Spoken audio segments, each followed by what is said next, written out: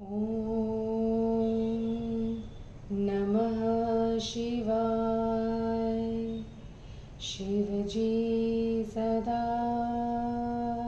सहाय। ॐ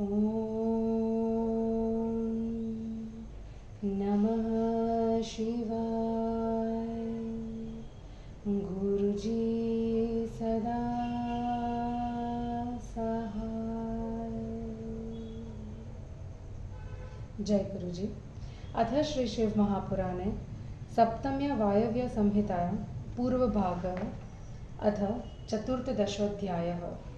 वायुरुवाच प्रतिकल्पं प्रवक्ष्यामि रुद्रविभर्विकारणं यतो वाच्छिन्नसन्ताना ब्रह्मसृष्टिः प्रवर्तते। कल्पे कल्पे प्रजा सृष्ट्वा ब्रह्माण्डसम्भवः अवृद्धिहेतुर्भूतानां मुमोह भृशदुःखितः तस्य दुःखप्रशान्त्यर्थ प्रजानां च विवृद्धये।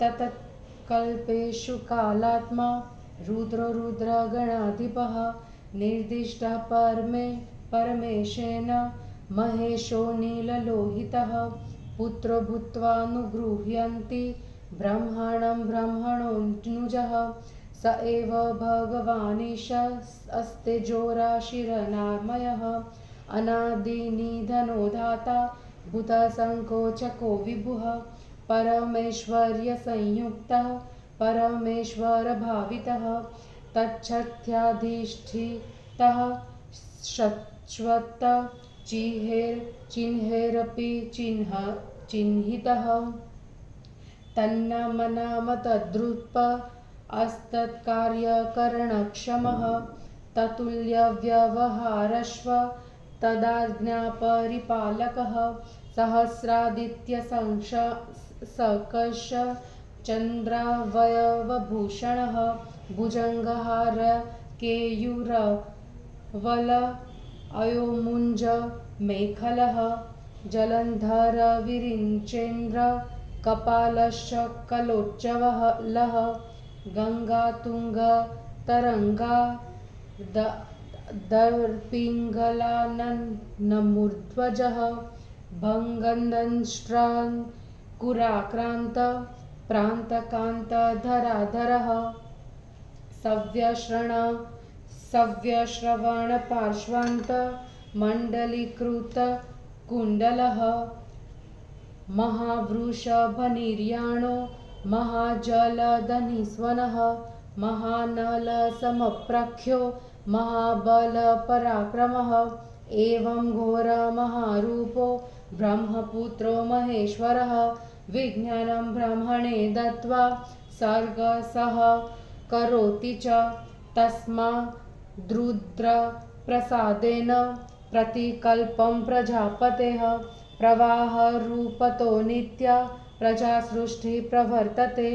कदाचित् प्रार्थितः सृष्टुं ब्रह्मणा नीललोहितः स्वात्मना सदृशान् सर्वान् ससर्जमन सा विभुः कपर्दिनो निरातङ्का नीलग्रीवान् स्त्रीलोचनान् जरामरणनिर्मुक्तान् दीप्तशूलवरायुधान् तैस्तु सञ्झादितं सर्व चतुर्दशविधं जगत् तान् दृष्ट्वा विविधान् रुद्रान् रुद्रमाः पितामहः नमस्ते देवदेवेश मास्राक्षिरीदृशिः प्रजः अन्यः सृज त्वं भद्रं ते प्रजा मृत्युसमन्विता इत्युक्तः प्रहसन् प्राह ब्रह्मणं परमेश्वरः नास्ति मे तादृशः सर्गः सृज त्वमशुभा प्रजा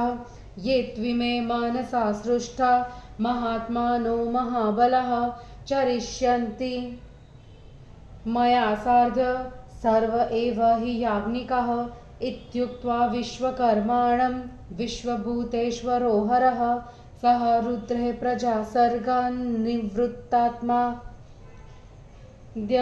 तिष्ठत ततः प्रभूति देवोऽसौ न प्रसूते प्रजा शुभः ऊर्ध्वरेता स्थितः स्थाणु यावदाभूत संप्लवम् इति श्री शिवमहापुराणे सप्तम्यां वायवीय संहितायां पूर्वभागे रुद्राविर्भाववर्णनं नाम चतुर्थदशोऽध्यायः। हिंदी अनुवाद। वायुदेव ने कहा, अब मैं प्रत्येक कल्प में रुद्र के आविर्भाव का कारण कहता हूँ, जिससे प्राणियों के न रहने से ब्रह्मा जी सृष्टि कार्य में प्रवृत्त होते हैं। ब्रह्मांड से उत्पन्न ब्रह्मा प्रत्येक कल्प में प्राणियों की वृद्धि न होने के कारण अत्यंत दुखित थे। उनके दुख की शांति के लिए, प्रजा की वृद्धि के लिए उन कल्पों में रुद्र गणाधिप कालात्मा रुद्र भगवान नीललोहित परमेश्वर से प्रेरित होकर ब्रह्मा ने पुत्र या अनुज होकर उन पर अनुग्रह करते हैं। वे ही भगवान ईश्वर तेज की राशि, अनामय, अनादि निधन, सबके रचयिता, प्राणियों का संकोच करने वाले, सर्वव्यापक, परम ऐश्वर्य से संयुक्त, परमेश्वर से प्रेरित होकर शिव भक्ति और उनके चिन्हों से चिन्हित, उन्हीं के नाम वाले, उन्हीं के रूप वाले, उन्हीं के कार्य को करने में समर्थ, उन्हीं के समान व्यवहार करने वाले तथा उन्हीं की आज्ञा का पालन करने वाले, हजार सूर्य के समान तेजस्वी चंद्रशेखर, सांपों के हार, वलय, केयूर तथा मूंछ की मेखला को धारण करने वाले, जलंधर, विरिक्षी, इंद्र के कपाल खंडों से उज्जवल, गंगा जी की ऊंची लहरों से गीले केश और मुख वाले, टूटे हुए दांत के अंकुर से आक्रांत, सुरम्य कैलाश पर्वत पर विराजमान, दाहिने कान में गोल कुंडल धारण किए हुए, महावृषभ नंदी पर सवारी करने वाले, मेघ के समान गंभीर स्वर वाले, महाअग्नि के समान बलि तथा पराक्रमी, इस प्रकार भयंकर रूप धारण किए हुए ब्रह्मपुत्र महेश्वर ब्रह्मा को ज्ञान देकर उनके साथ सृष्टि करने लगे। इस प्रकार रुद्र की कृपा से प्रत्येक कल्प में प्रजापति की प्रजा सृष्टि प्रवाह रूप से होने लगी। किसी समय ब्रह्मा जी ने सृष्टि करने के लिए शिव जी से प्रार्थना की। तब प्रभु ने अपने जैसे लोगों की सृष्टि कर दी। जटाजूटधारी, निर्भय, नीलकंठ, 3 आंखों वाले, जरा मरण से मुक्त तथा त्रिशूलधारी रुद्र प्रकट किए। उनसे 14 भुवनों को भर दिया। उन अनेक रुद्रों को देखकर पितामह ने शिव जी से कहा, हे देव देवेश, आपको नमस्कार है। ऐसी प्रजा की सृष्टि मत कीजिए, आपका भला हो। आप मृत्यु धर्म वाली प्रजा की सृष्टि कीजिए। ऐसा कहने पर परमेश्वर ने हंसते हुए ब्रह्मा जी से कहा, मुझे ऐसी प्रजा नहीं चाहिए। ऐसी अशुभ प्रजा की सृष्टि तुम करो। जिन महाबली महात्माओं की सृष्टि मैंने की है, वे सभी याज्ञनिक हैं। ये सब मेरे साथ ही विचरण करेंगे। विश्वकर्मा ब्रह्मा से ऐसा कहकर विश्वभूतेश्वर हर अपने रुद्रों के साथ सृष्टि कर्म से विरत हो गए।